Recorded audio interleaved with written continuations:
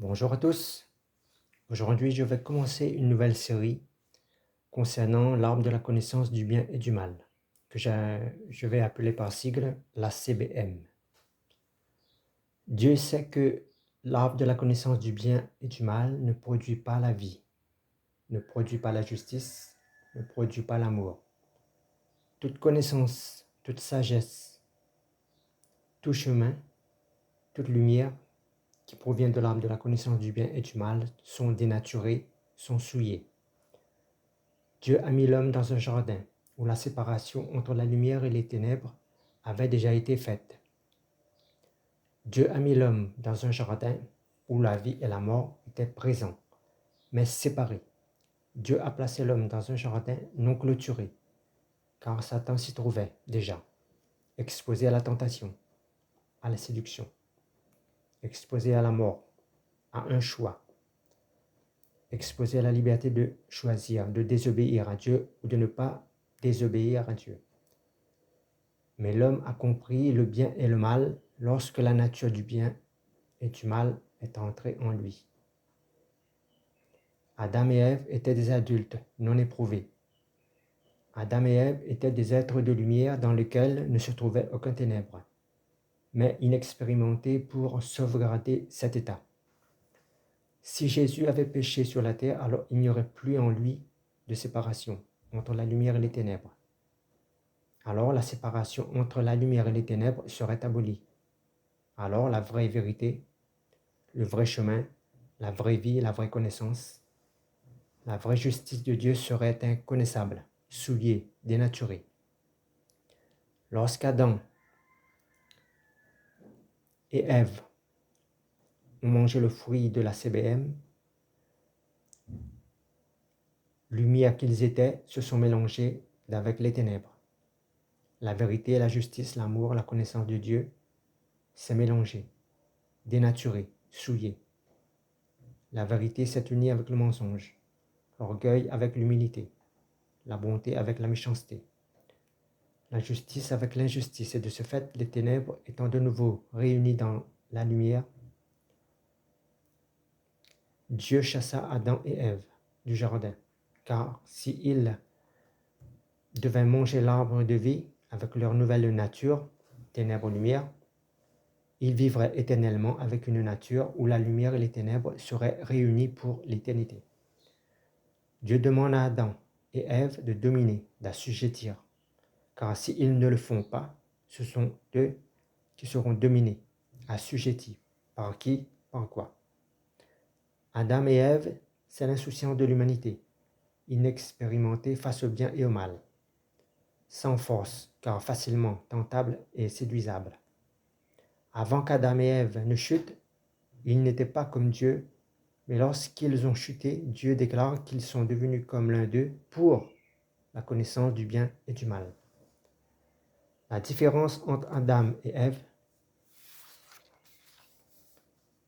et Jésus, c'est que lorsque Adam et Ève chutent par la CBM, ils sont vaincus par la mort, par le péché. Mais lorsque Jésus vient sur la terre, il a la connaissance du bien et du mal, et c'est lui qui domine sur le bien et le mal, sur la mort et le péché. C'est lui qui assujettit. Bien qu'ayant la connaissance du bien et du mal, la lumière de Jésus n'est pas altérée. Aucun ténèbre n'est venu se mélanger, s'unir à sa nature de lumière.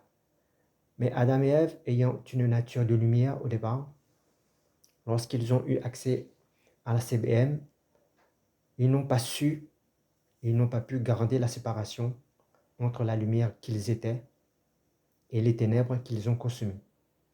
Au lieu de se préserver du poison mortel, ils l'ont consommé et sont tombés au pouvoir de ce poison. Si l'homme n'avait pas chuté, nous ne serions pas devenus comme Dieu pour la connaissance du bien et du mal. La seule différence entre nous et Dieu, c'est que cette connaissance nous rend esclaves. Et la seule façon de nous en libérer, c'est d'être en Jésus. La seule façon pour l'homme de pouvoir avoir accès à la connaissance du bien et du mal sans chuter, sans être dominé, sans devenir esclave, c'est être en Christ. Car lorsque nous sommes en Christ, la connaissance du bien et du mal ne peut pas altérer notre nature. Les ténèbres ne peuvent pas se mélanger à notre nature de lumière. Les ténèbres ne peuvent pas s'unir à nous. Donc, on remarque que dans le jardin d'Éden, la séparation entre les ténèbres et la lumière avait déjà été opérée. L'arbre de vie symbolise la lumière, et aucun ténèbre ne se trouve dans l'arbre de vie. Il n'y a pas de péché, pas de mort, pas de mensonge, pas d'injustice dans l'arbre de vie. En revanche, dans l'arbre de la connaissance du bien et du mal, il y a des poisons mortels. Il y a le péché, il y a la mort, il y a le meurtre, il y a la sorcellerie, il y a le mensonge, la rébellion, l'orgueil, etc. La lumière et les ténèbres sont séparés, mais ils cohabitent ensemble dans le même jardin. Ce jardin peut être aussi notre cœur.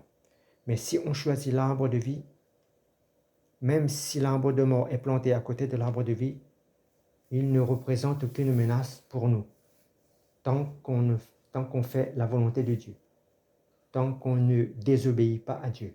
Dans le jardin d'Éden, nous avons potentiellement deux propriétaires, la vie et la mort. Dieu, dans sa bonté et sa sagesse, sachant que nous sommes limités en connaissance, nous enseigne qu'il faut, et c'est impératif, de choisir la vie. Et si nous choisissons la mort, alors c'est la mort, c'est Satan qui deviendra notre nouveau propriétaire. Et si nous choisissons Satan, alors Satan nous éloigne de Dieu. Il se coupe de nous en réalité. C'est le péché, c'est la mort qui nous coupe de la présence de Dieu.